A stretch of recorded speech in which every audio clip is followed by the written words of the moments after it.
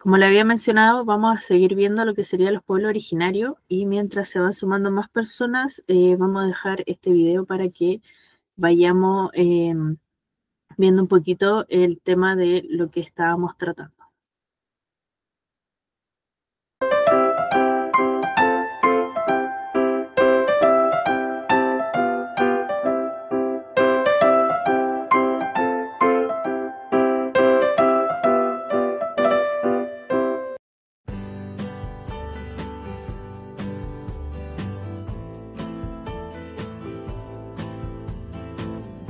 Hola, muy buenas a todos, sean bienvenidos a esta primera clase. Soy el profesor Diego Núñez y hoy tendré el agrado de ser su guía en esta nueva serie, y es que hoy iniciaremos con la historia de Chile, país de una diversidad cultural tan amplia como la longitud de su territorio, la cual se ha ido transformando a través de los siglos. Veremos sus periodos prehispánicos, su particular conquista a mano de los españoles, su época colonial, su independencia y su conformación como república, para así llegar al Chile que conocemos hoy. No solo veremos el desarrollo de Chile en ámbitos políticos y económicos, también nos detendremos en la conformación de la cultura y su identidad como nación. También pasaremos por el arte y la escritura, los bailes, la música e incluso por las comidas típicas y sus orígenes, por la sociedad completa. Cada final de capítulo dejaremos 2 preguntas abiertas para que las respondan y las comenten. Sin más que decir, y esperamos que esta clase les sea de gran utilidad, comenzamos.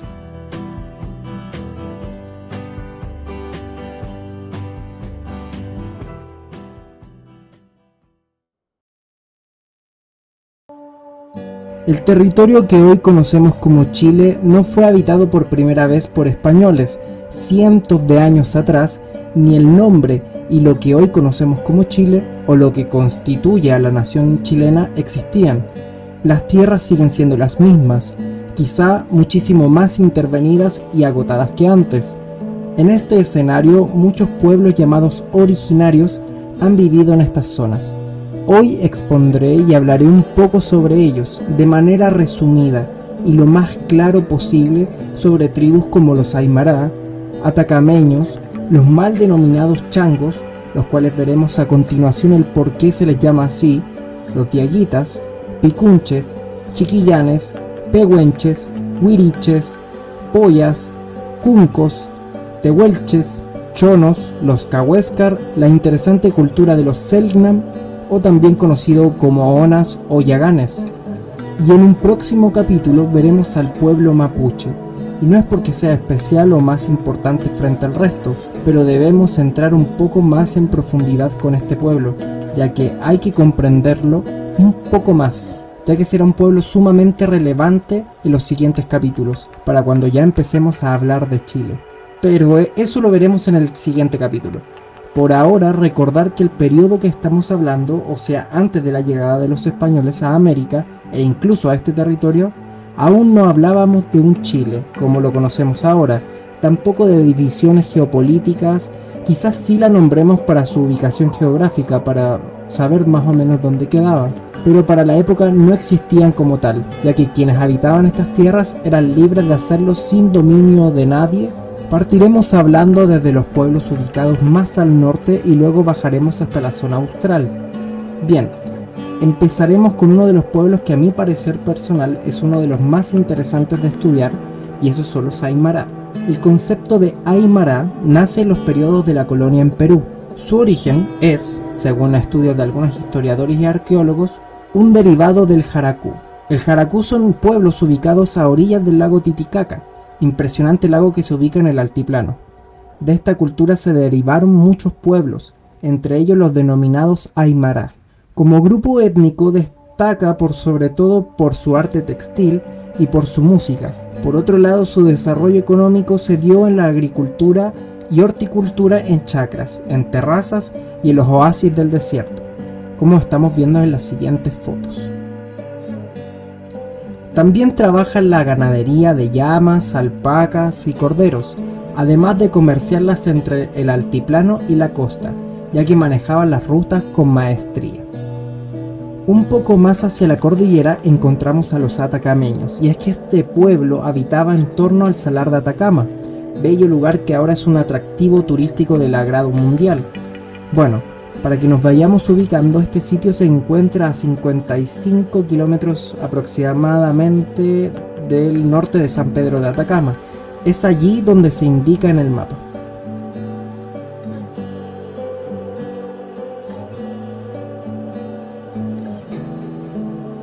Este era un pueblo netamente agricultor y que aprovechaba muy bien el espacio, ya que en la zona norte muestra dificultades geográficas y climáticas para subsistir.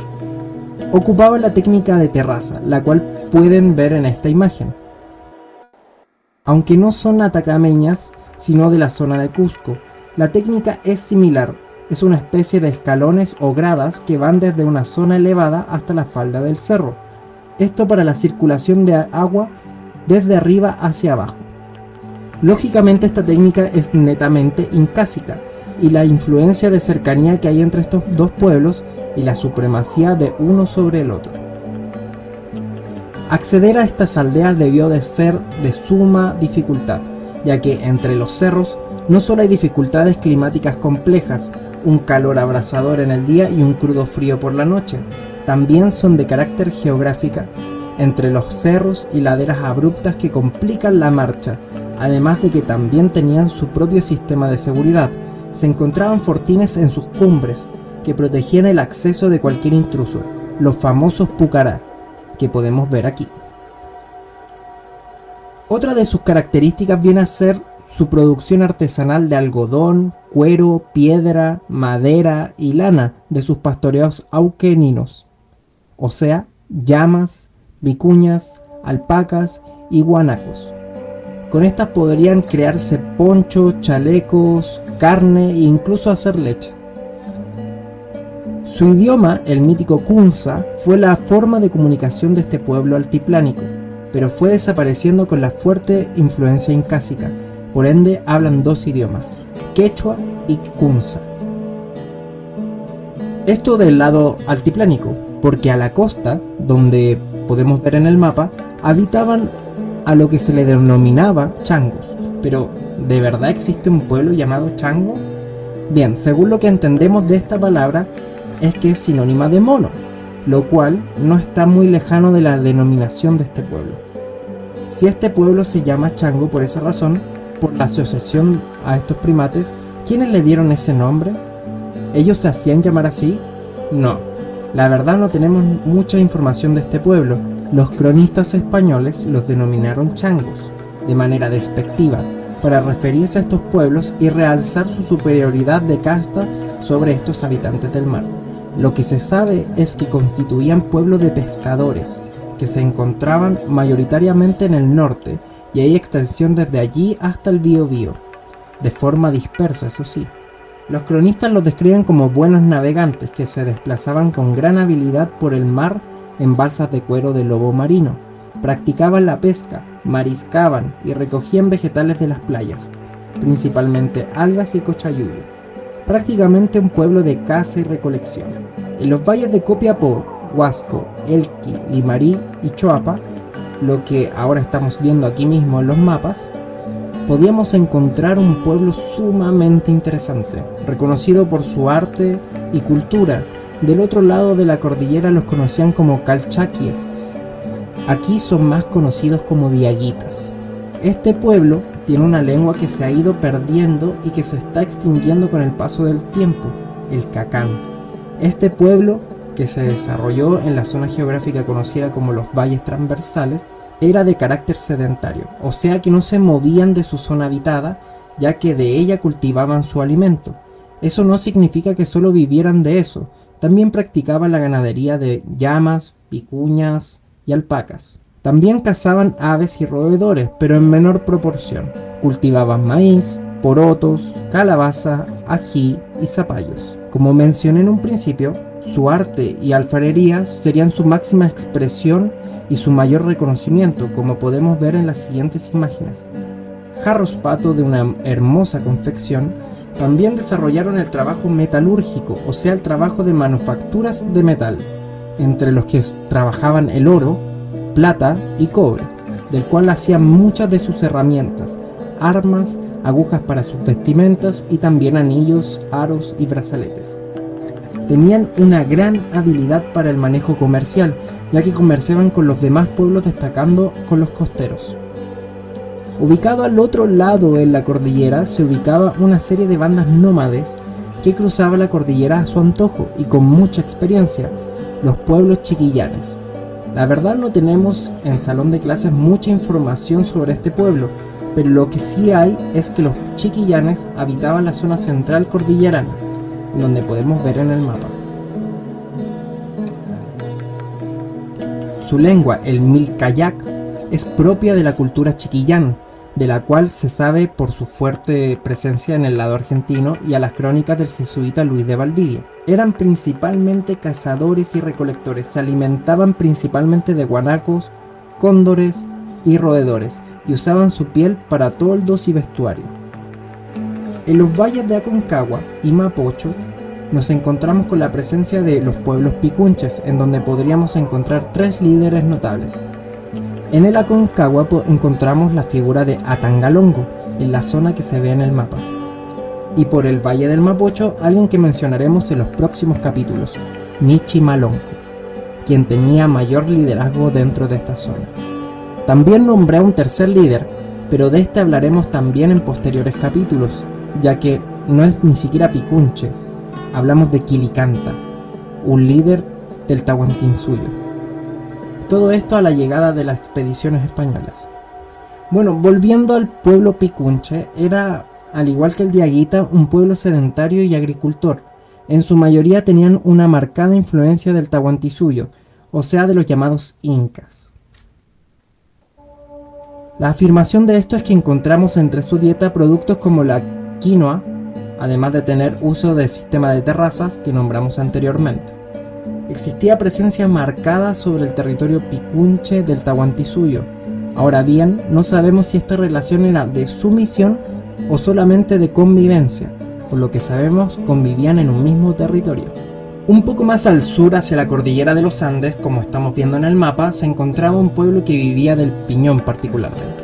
Esta era la base de su alimentación y en muchos lugares actualmente se sigue utilizando para incluso hacer pan, el cual es realmente delicioso y no tiene nada que envidiarle al pan de trigo. Este pueblo recorría la cordillera cruzándola en muchas ocasiones, los pehuenches, un pueblo nómade de suma relevancia para el mundo nativo del sur, y es por este factor de cruce de cordillera por lo que en muchas ocasiones harán de nexo entre los pueblos del lado de la pampa patagónica con los de la zona sur de los valles transversales. Tienen de por sí una gran habilidad de comercio, no obstante algunos historiadores los llamarán pueblo rapiña. Mucho más al sur, entre el río Tolten y el golfo de Reloncaví, habitaba un pueblo que aún está presente entre las etnias del Chile actual. Mucho no se habla de ellos, ya que se los confunde o se les asimila que son mapuches, pero ellos mismos marcan su diferencia de estos últimos, los huiriche. Conocidos como la gente del sur, tienen diferencias con los otros pueblos del Wallmapu de manera cultural, aunque se les considera parte de dentro del Wallmapu. Pero aún así su nombre no viene de esta división cultural, sino de su ubicación geográfica. Huiliche en mapudungun significa hombre del sur. Según algunos autores, fueron un pueblo agricultor y ganadero de gran riqueza. Por ejemplo, en sus cultivos podíamos encontrar una gran cantidad de variedad de papa, como también productos como el ají, la quinoa y porotos, que si bien serían algunos productos incaicos, habrían llegado hasta esta zona a través del comercio y trueque con otros pueblos. Por otra parte, lo que es su ganadería, se podían encontrar llamas y alpacas, de donde podían sacar productos como carne, cuero, leche y lana. También cazaban guanacos y algunas aves locales. A su vez intercambiaban productos del mar, como pescado y marisco, lo que les daba una dieta bastante variada. Entre su alfarería y producción de manufacturas podíamos encontrar cestos, canastos, mantas y camisetas, además de vasijas y tiestos, hechos de madera o barro. De esto sale una rama de su pueblo. Bueno, son considerados por varios historiadores como solamente una rama descendiente de los huiriches, pero veremos a continuación que no es tan así, y hablamos del pueblo Cunco.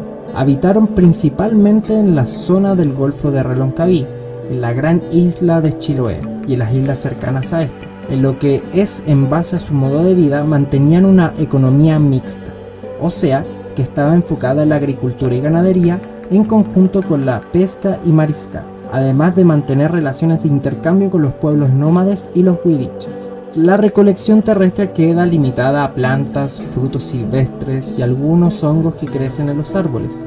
La caza del pudú y zorro pequeño constituyeron los mamíferos de fácil captura.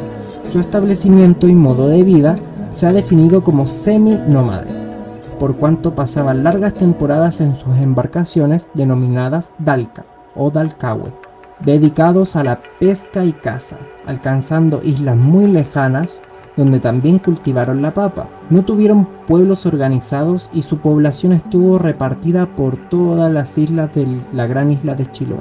Según algunas fuentes de historiadores y cronistas, uno de sus más importantes platos de comida fue el curanto, y es el legado gastronómico que se mantiene hasta hoy en día en la cultura de la isla grande de Chiloé. Para quien no conozca, este plato consiste en cocer una gran cantidad de mariscos, carnes, maíz, quinoa, pescado y papas en un hoyo, al que agregaban piedras muy calientes, lo tapaban con ramas, hojas y tierra, dejando que funcionara como una olla. Bueno, más hacia la cordillera tenemos otro pueblo que también fue un nexo entre la pampa patagónica y su lado oeste de la cordillera, los puelches, que en mapudungún significan hombres del este, que muchas veces fueron confundidos con los pehuenches. Son un grupo de cazadores, recolectores y comerciantes que con gran habilidad en los valles cordilleranos del sur del continente, justamente donde se señala en el mapa, se desarrollaron. Mucho, la verdad, no se puede decir en diferencia a otros pueblos. Cazaban guanacos, utilizaban las pieles para sus vestimentas y comerciaban a través del trueque. También cazaban huemules. Si bien este animal actualmente está en peligro de extinción, pero hace más de 7 siglos atrás quizá nunca se pensó en que este ejemplar fuese a estar en esta condición de casi extinto. Si se puede decir en diferencia, es que era un pueblo guerrero, como según dicen las crónicas. Entre lo más destacable de este pueblo era el sistema de trueques que tenían, ya que todas sus pieles y cueros las intercambiaban por productos agrícolas, tales como quinoa, papa o maíz. Un poco más al sur podemos encontrar, como bien lo señala el mapa, el pueblo Tenech, o popularmente conocido como Poyas. Tampoco hay mucha información de este pueblo debido a su extinción a principios del siglo XIX, por tanto lo que hablaré de ellos será muy general. Al igual que los puelches, cruzaban la cordillera en búsqueda de nuevos comercios y sectores de caza y recolección de frutos. Los Poyas desarrollaron la misma actividad, pero en diferencia de los puelches eran conocidos como un pueblo sumiso y pacífico, esto según los cronistas. Desde el otro lado de la cordillera, en la pampa patagónica, habita un pueblo de suma relevancia, pero para la historia de la Argentina, que veremos en otra serie, pero que también en estas tierras tuvo presencia en la zona que vemos en el mapa. Una presencia que, si bien fue por sectores muy esparcidos por el territorio, se desarrollaron con gran propiedad y fuerza. Pueblo numeroso y bien constituido. Hablo de los tehuelches, un pueblo sumamente interesante y que los invito a estudiar a más profundidad, ya que lamentablemente tienen un horrible destino de casi extinción a finales del siglo XIX a manos del gobierno argentino. Pero hoy hablaremos de los tehuelches que habitaron en Chile, los cuales lamentablemente se encuentran extintos por varias razones: peste, hambruna, constantes ataques del Estado chileno y su dispersión por el territorio. En Chile existieron las 3 ramas de los tehuelches: los Aonikenk, que eran los que se ubicaban del estrecho magallánico a Palena. También encontramos a los Chehuachekenk, que se distribuían dispersamente entre la cordillera de los Andes y el lago General Carrera. También se podían encontrar en el Valle Cordillerano, que está a 58 kilómetros de la actual ciudad de Osorno. Por último, los Huenerakenk, que están entre los dos pueblos, entre Cuncos y Huiriches. Por su dispersión también tuvieron una variable en su idioma, que era propiamente Chong, o sea que un Chehuachekenk tenía distintas palabras o distintas formas de hablar el Chong que un Aonikenk. pero lógicamente se entendían ya que hablaban el chong igualmente, pero tenían distintas formas de hablarlo. Es el mismo caso que nos pasa como americanos. Un chileno habla el castellano de manera muy distinta a como lo hace un colombiano, pero se entienden. Principalmente fueron cazadores de guanacos, huemules, pumas y por sobre todo ñandúes, además de tener un desarrollo agricultor basado en la papa, además de recolección de frutos. Si hay algo que se puede decir en base a variados autores, su sistema de comercio interno era de solidaridad y buena convivencia, por lo que no se priorizaban especies sobre otras.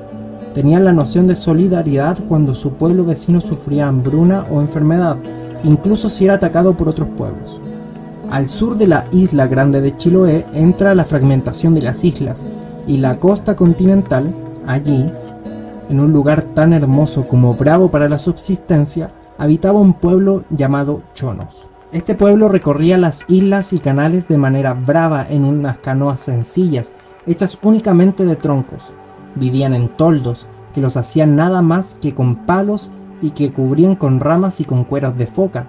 Fabricaron un montón de flechas, arpones, cuchillos y hachas de madera para su constante caza de animales para sobrevivir, ya sean especies marinas o aves locales. Recolectaban mariscos y frutos de las islas. Este modo de vida, como ya hemos visto en otros pueblos, responde a un modo de vida nómade. Con el siguiente pueblo es esencial entender que no hay por qué llamarlos como lo hicieron los españoles. A modo personal, creo que es importante rescatar el nombre original. Se les llamaba por los exploradores europeos Alacaluces, pero realmente este pueblo se llama Cahuéscar. Este pueblo, al igual que los chonos, se transportaban en canoas, las cuales llamaban jalef, que las construían con la corteza de los árboles, especialmente del ciprés, con una vela que estaba hecha de piel de foca. La utilizaban de caza prácticamente, ya que se movían por las islas con sus familias y guardaban todas sus herramientas y alimentos, incluso el muy importante fuego. Pero estando en tierra firme, montaban sus tiendas con ramas y pieles de ballena. Sí, y es que este animal junto a la foca eran su principal alimento, el más codiciado, el cual lo intentaban cazar o bien daban con él parado en las costas. Además de eso, recolectaban mariscos y cazaban aves y huemules. Por otra parte, si es de hablar de un pueblo originario, que ha sido muy hablado estos últimos días, además de mapuches y aymarás, estos son los Selknam, un pueblo de una cultura muy rica y que se ha popularizado mucho entre los más jóvenes. Este pueblo, como se ve en el mapa, eran de una altura promedio de 1,70 en mujeres y 1,80 en los hombres, por lo que ellos son los famosos gigantes que vio Magallanes al entrar en contacto con los hombres del sur, cubierto con pieles de guanaco y unos peculiares zapatos hechos del mismo animal. En sí, el guanaco era su presa más codiciada a la hora de cazar. Habitaban principalmente la isla Tierra del Fuego, nombre que le pusieron los viajeros españoles, pero que los nativos del lugar llamaron Carunquinca. Entre lo que llama la atención a los más jóvenes es el acto ceremonial del cloquetem, en el cual se pintaban los más adultos en simbolización de sus ancestros y dejaban a los futuros hombres en la jaín. Este rito en particular es un rito de paso de la niñez a la adultez, entendiendo que tendrían que enfrentarla a la vida, naturaleza y superar las dificultades, proteger el caulli, el hogar y tienda de la familia. Por último tenemos a los yaganes, pueblo que al igual que los anteriores recorrían las islas y canales en sus canoas, que llamaban Anán. Eran un pueblo nómade, también instalaban sus tiendas que llamaban ukur, de manera pasajera a la estadía de una isla. Su economía era similar igual a la de los Cahuéscar y Selknam, lobos marinos y ballenas entre sus principales objetivos de caza, aves, huemules, entre otros roedores pequeños. También daban caza a los lobos marinos, focas y elefantes marinos. Lo más interesante de este pueblo es que actualmente tienen un récord mundial Guinness, y es que en su dialecto tienen una palabra con el significado más conciso del mundo. La palabra en cuestión es Mamilapinatapai y significa una mirada entre dos personas, cada una de las cuales espera que la otra comience una acción que ambos desean pero que ninguno se anima a iniciar. Curioso e incluso útil para poder utilizar.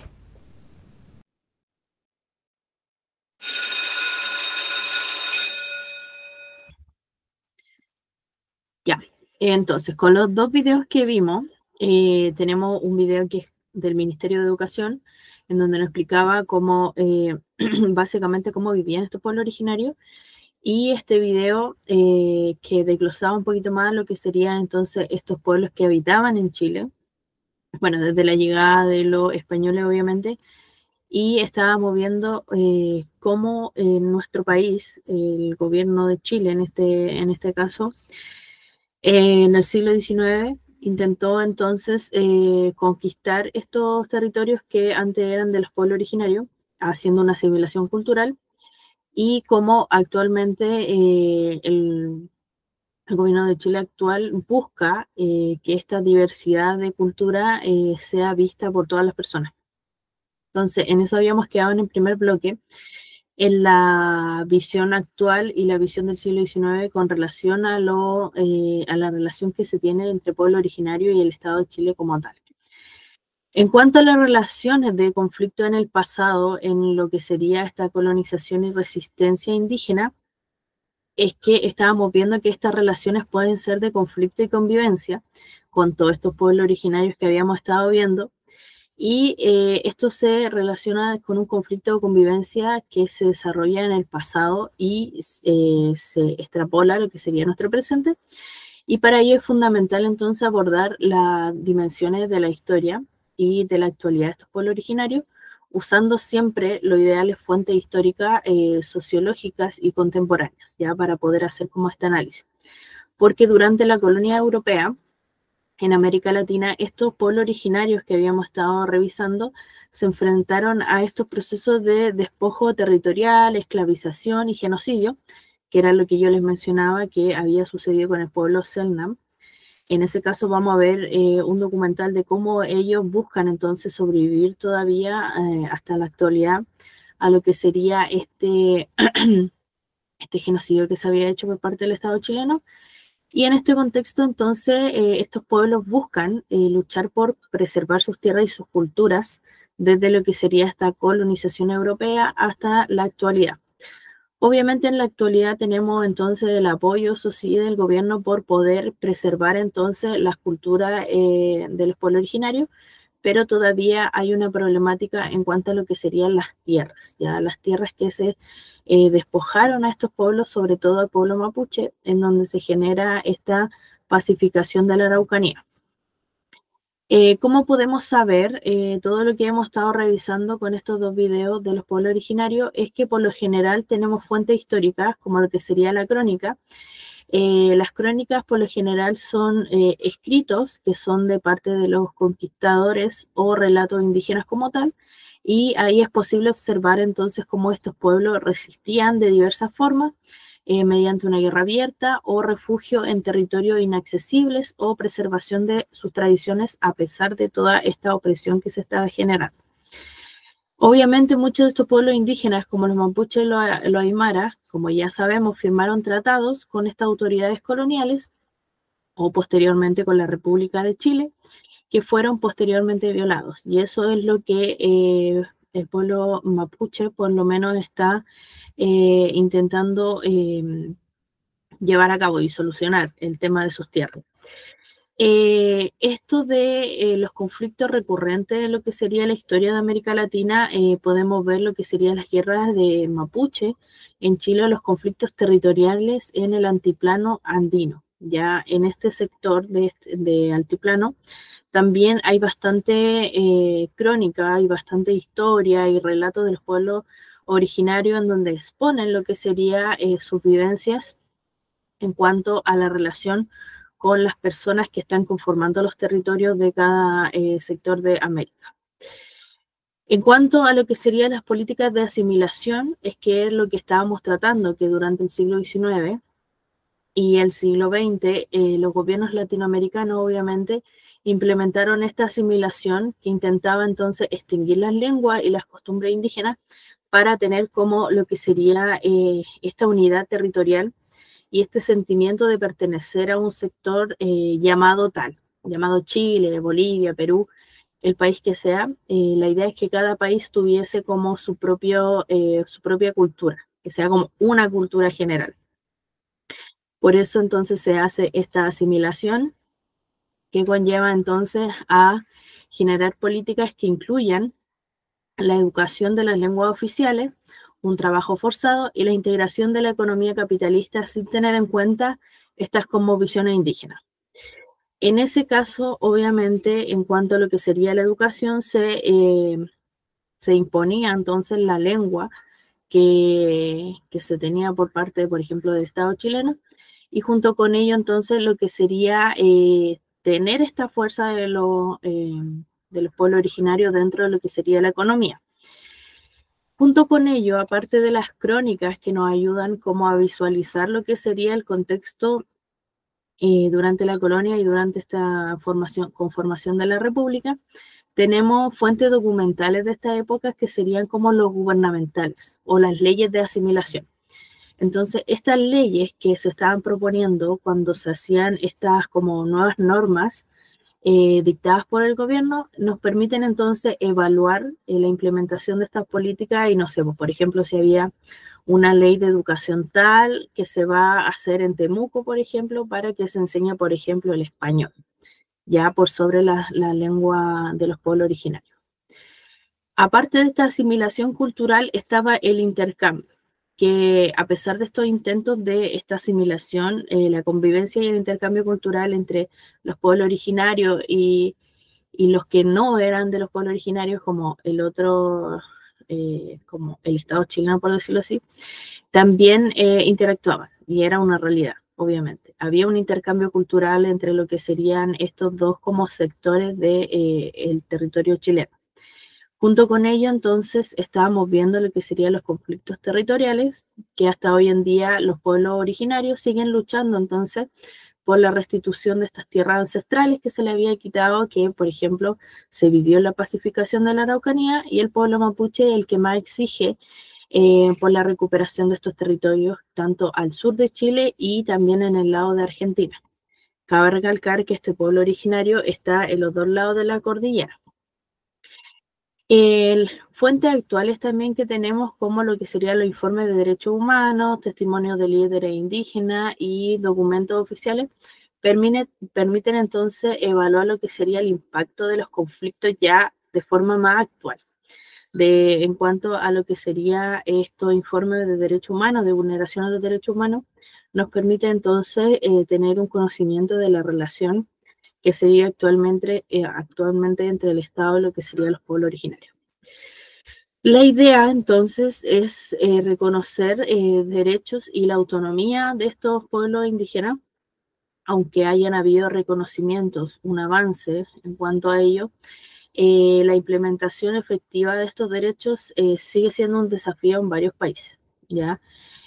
Podemos tener como en el papel que decimos que, claro, hay una ley indígena en Chile y todo, hay un acuerdo de la paz y todo, pero si no se lleva a cabo, va a seguir siendo un desafío.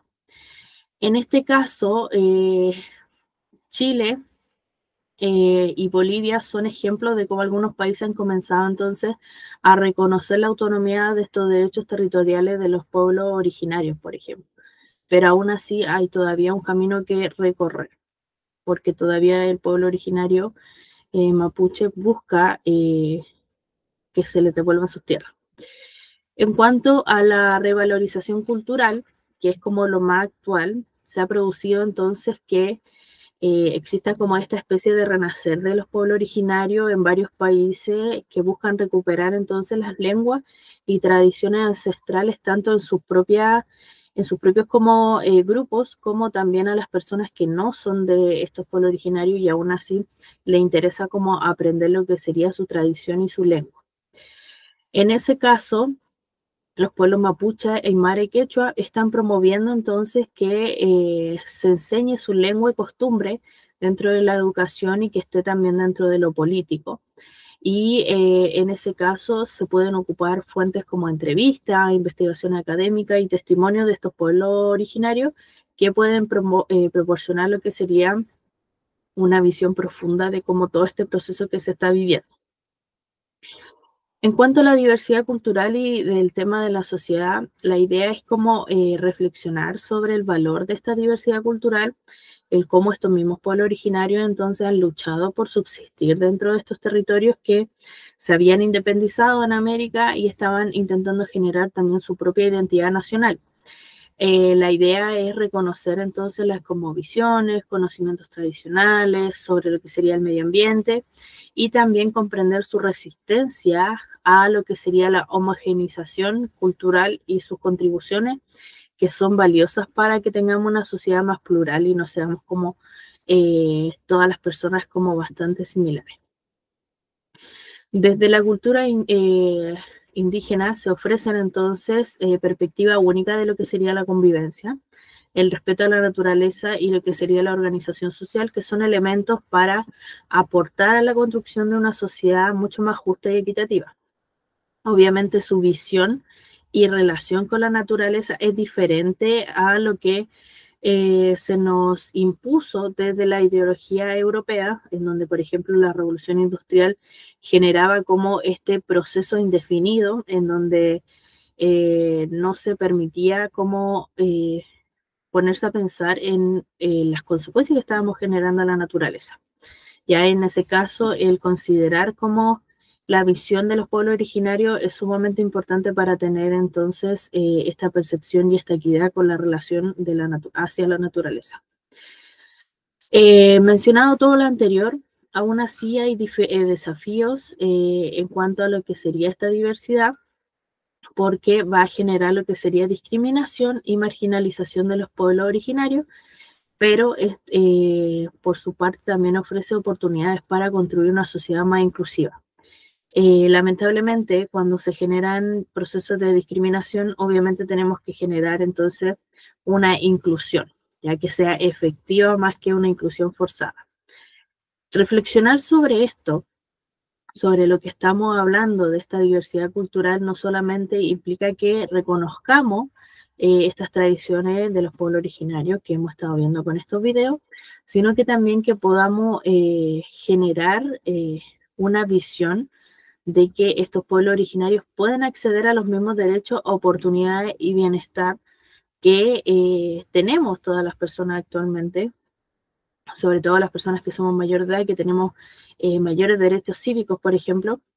La idea es que todas las personas que conformamos este territorio nacional, independiente del origen étnico que tengamos, podamos acceder entonces a los mismos derechos y oportunidades, sin estos periodos de discriminación, que eso es lo más importante.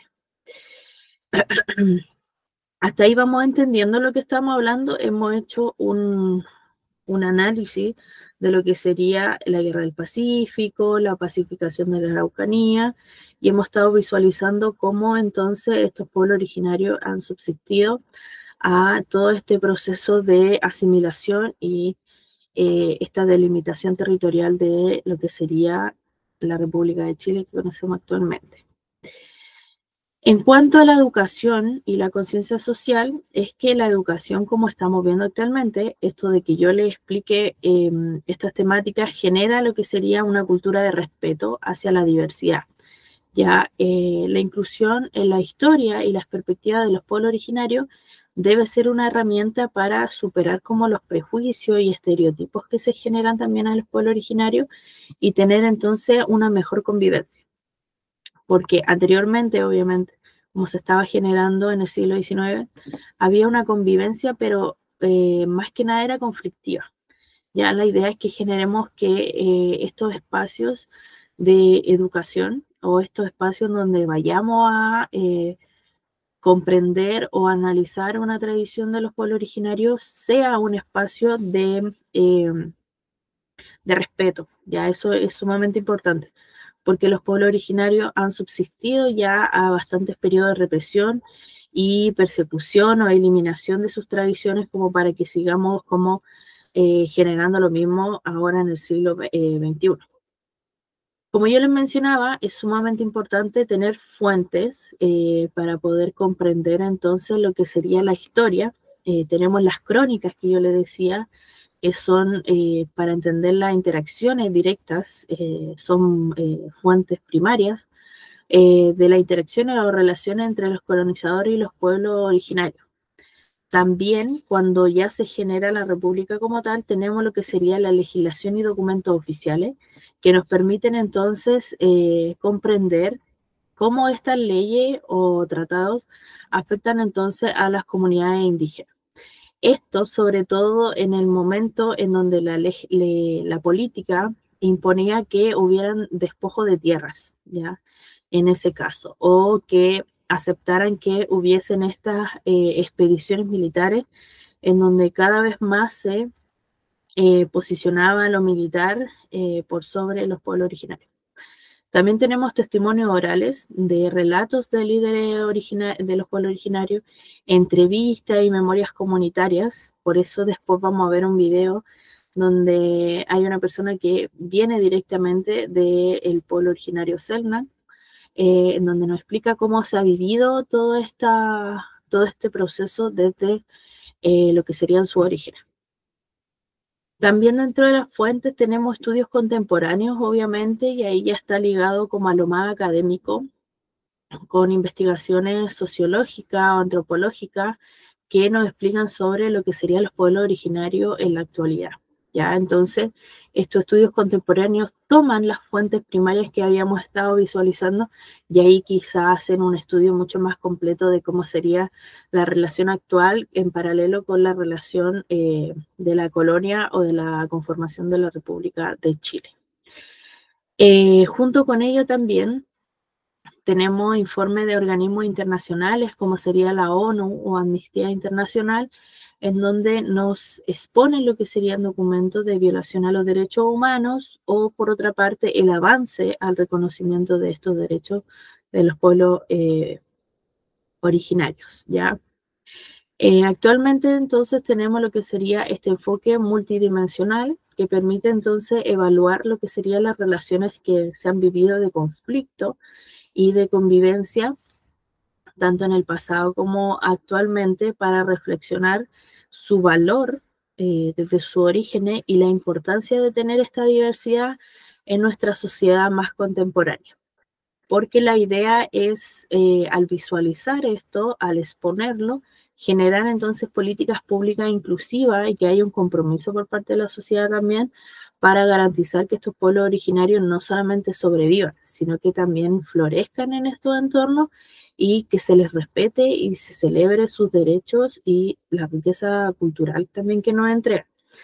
Entonces, la idea es tener una convivencia armónica y respetuosa con estas comunidades para entonces construir una sociedad mucho más justa, equitativa y que también sea inclusiva, que eso es lo que por lo menos el Estado chileno actual ha intentado implementar, ya no solamente como forma de esta inclusión dentro de los colegios, los establecimientos educacionales, sino que también tenerlo dentro de nuestra propia constitución. ¿Ya? Hasta ahí, ¿se está entendiendo? ¿Sí o no? Ya.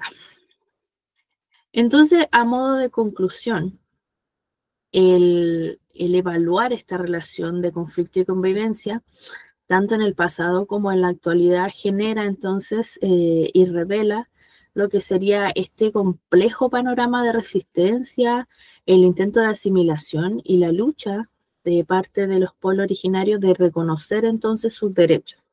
¿Ya? Y a lo largo de la historia, estos pueblos, pues son todos los que hemos mencionado, no son pocos, no solamente existe el pueblo mapuche dentro de Chile, hay una variedad bastante grande, por eso me detuve para que veamos cómo cada lugar que se posiciona los pueblos originarios en Chile.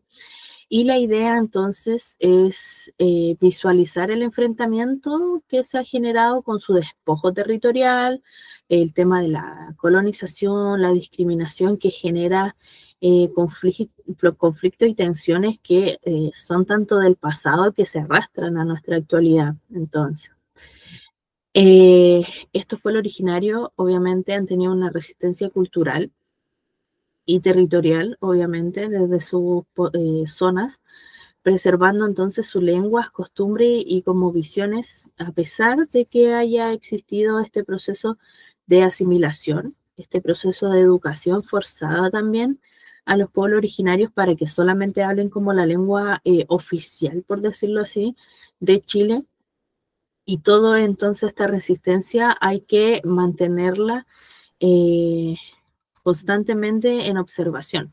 Ya es sumamente importante de parte de la historia presentar entonces estos sucesos para poder en la actualidad generar avances con relación a los derechos, sus derechos como personas también, no solamente como pueblo originario, y promover entonces lo que sería la diversidad cultural, porque también nos pertenece a nosotros como estas como pequeñas tradiciones o nombres que son parte también de nuestra vida y somos descendientes directos también de los pueblos originarios y obviamente de los colonos españoles. Eh, persisten también los conflictos sociales y territoriales, sobre todo después de que se hayan hecho estos despojos desde este siglo XIX en Chile, para poder entonces visualizar este conflicto que es como el más importante con relación a las tierras que son sagradas para los pueblos originarios. Y la idea entonces es una implementación plena de los derechos y visualizar las persistencias de las desigualdades estructurales que se han vivido a través del tiempo. Obviamente, esta lucha por la restitución de las tierras y el respeto a sus derechos humanos, junto con la preservación de las tradiciones, sigue siendo una prioridad para muchas comunidades indígenas, porque quizá en Chile y Bolivia se ha avanzado un poco con esto, pero todavía hay bastantes países que no tienen en consideración generar una reparación a estos pueblos. Reflexionar sobre esto entonces genera que podamos reconocer esta riqueza cultural que no solamente es parte de la historia, sino que es parte de nuestra identidad también, es parte de nuestros orígenes y es parte de la resistencia que se ha vivido de estos pueblos originarios por mantenerse también vigentes, ¿ya? Sus conocimientos, sus prácticas y las perspectivas que tienen ofrecen alternativas también a lo que sería nuestra como cultura como bastante europea que habíamos estado teniendo, el visualizar entonces como una justicia hacia el medio ambiente, el cómo estos pueblos originarios se relacionan con la naturaleza, por ejemplo, genera que tengamos un cambio de perspectiva también con relación a lo que sería la justicia social y esta convivencia pacífica tanto entre nosotros como pueblos, hacia también lo que sería el medio ambiente, sobre todo con lo que sería el cambio climático, ¿ya? Este video es parte de lo que sería estas fuentes que le digo yo de información que demuestran como lo que sería el legado, que a veces no nos damos cuenta, pero el legado de estos pueblos originarios está bastante presente. Ya, así que vamos a ir viendo como algunas cositas de los legados que nos han estado dejando.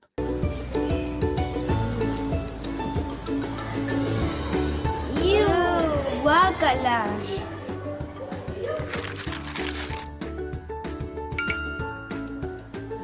Me contaron el otro día que hay un montón de palabras que utilizamos y que provienen de los pueblos originarios, como por ejemplo guácala.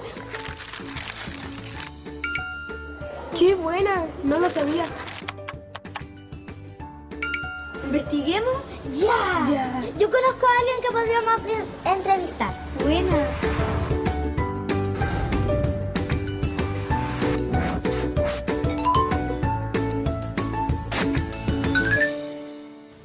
Hola, profe. Hola, profesor. Hola, ¿cómo están? Hola. Bien, ¿y usted, profe? Bien, gracias. ¿Es verdad que el castellano que se habla en Chile tiene un montón de palabras que usaban los pueblos originarios? Como guácala, por ejemplo. Sí, claro. En la actualidad hay muchas palabras que ocupamos, como por ejemplo cototo, cancha, carpa, que vienen del quechua, que es la lengua del Imperio Inca. Hay otras que también vienen del aymara, como por ejemplo alpaca, chinchilla, queco. ¿Ustedes saben de dónde viene la palabra pololo? Pololo o piuyiu viene del mapudungún, que es la lengua de los mapuches, y significa mosca. Y es una comparación entre lo que hace una mosca, que es molestar cuando uno está comiendo, y cuando el novio está molestando a la novia. Miren, hay muchas palabras que vienen de nuestros pueblos originarios que ocupamos en la actualidad. Es más, incluso tú ahora estás ocupando una. ¿Yo? ¿Sí? ¡La chala, la chala! Exactamente. ¿Le quedó claro? Sí. Perfecto. Váyanse al recreo ahora. Chao. Fue bacán ayer cuando el profe dijo que el mosco molestaba a la mosca. ¡Oh, Charquicán! ¿Ustedes sabían que este plato también es de origen mapuche? ¿En serio? No tenía idea. Sí, pues. Charquicán viene del quechua charqui, que significa carne, y del mapudungún cancán, que significa caliente, y es una receta muy antigua. Y a mi mamá hace muchos años que le queda exquisito el charquicán. ¡Uy! ¡Está lindo! ¡A comer! Los pueblos originarios están presentes en la actualidad de distintas formas. Se manifiestan a través de palabras, comidas y tradiciones. Pero también hemos descubierto que su legado más importante es la conexión y respeto por la naturaleza.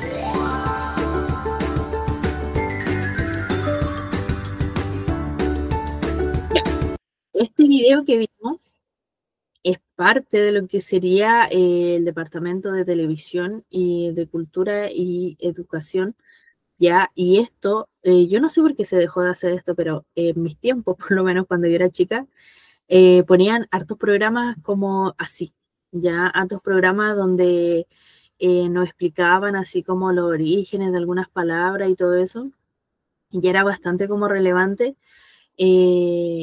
verlos, ya como que yo quedaba igual que esos niños cuando los veía, así como, oh, yo no sabía que esto venía de tal lengua o de tal costumbre y todo eso.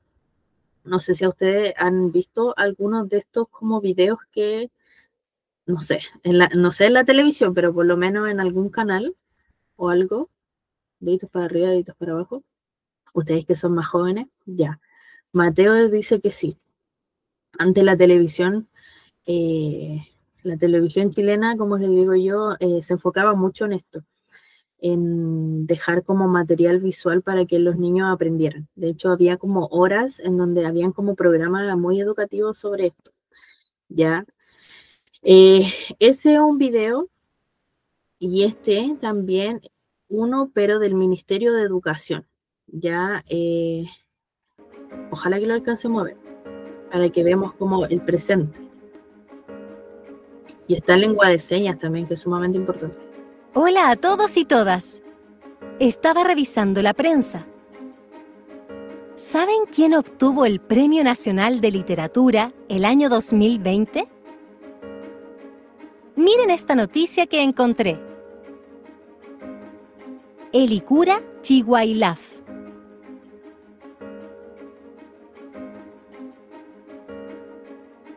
Es el primer poeta de origen mapuche que gana el Premio Nacional de Literatura en el año 2020. ¿Conocen a Alberto Curamil?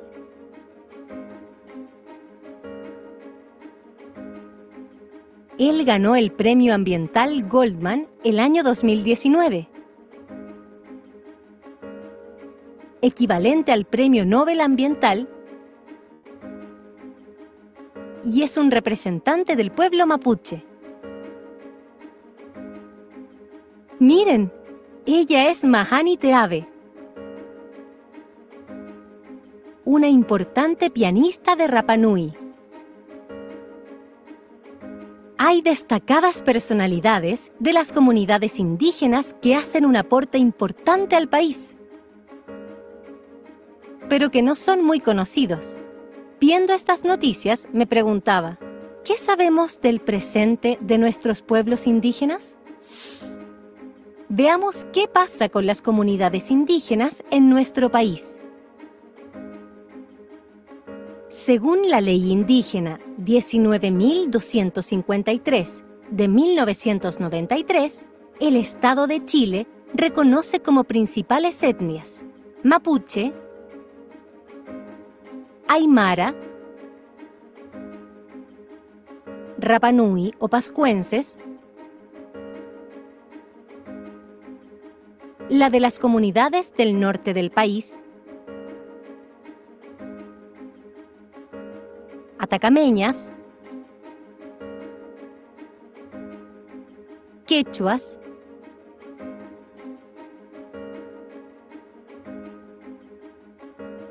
collas, diaguita,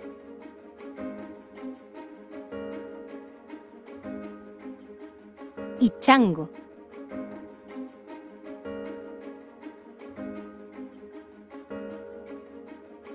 Las comunidades de los canales australes, Cahuáscar o Alacalufe,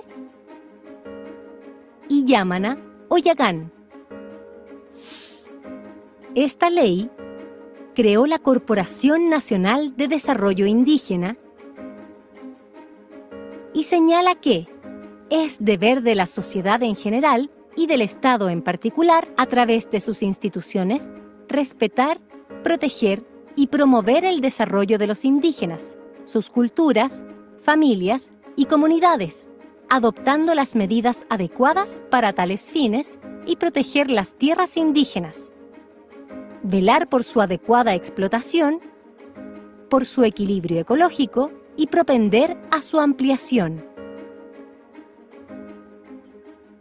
Sin embargo, esta ley no ha resuelto a cabalidad algunos problemas de las comunidades indígenas,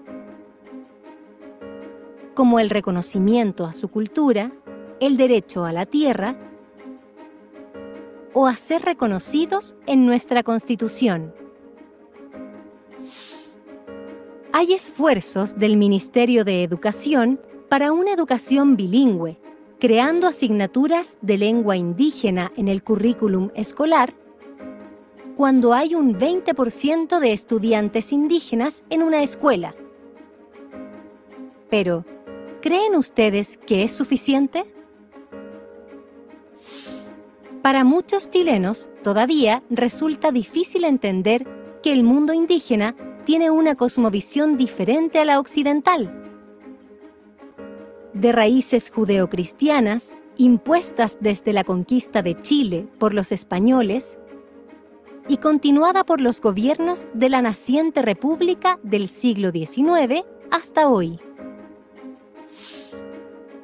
En el año 2008, el Estado de Chile ratificó el Convenio 169 de la Organización Internacional de Trabajo, OIT, el cual está relacionado con los derechos de los pueblos originarios, que se fundamenta en el respeto a las culturas y las formas de vida de los pueblos indígenas y reconoce sus derechos sobre las tierras y los recursos naturales, así como el derecho a decidir sus propias prioridades en lo que atañe al proceso de desarrollo. Este acuerdo ha permitido avanzar en la participación de los pueblos nativos, en particular cuando se trata de proyectos productivos que los afecten, pero aún estamos lejos de cumplir con todo lo establecido en este convenio. ¿Sabían ustedes que en Nueva Zelanda la lengua maorí del pueblo originario de la isla es reconocida como lengua oficial del país? Esto ha sido posible gracias a una clara política indígena. Hoy, los neozelandeses se sienten orgullosos de las tradiciones de este pueblo indígena. Tanto así que el equipo de rugby, al inicio de cada partido, realiza una danza ancestral maorí llamada haka, conocida en... Ya. Nos vamos a dejar hasta ahí. La siguiente clase vamos a terminar de ver este video o lo vamos a poner quizás de nuevo porque es sumamente importante. Varias cosas que se están viendo aquí, como la lengua de señas, que es inclusiva, el tema de la comparación con otros países como Nueva Zelanda y cómo al sentirse orgullosos de como su origen, también genera una identidad nacional. Ya la otra semana también vamos a hacer el último mini test y nos vamos a preparar entonces para el ensayo que va a ser la semana del 21. Ya, así que eso, espero estén súper bien y nos veremos la siguiente clase. Chao, chao.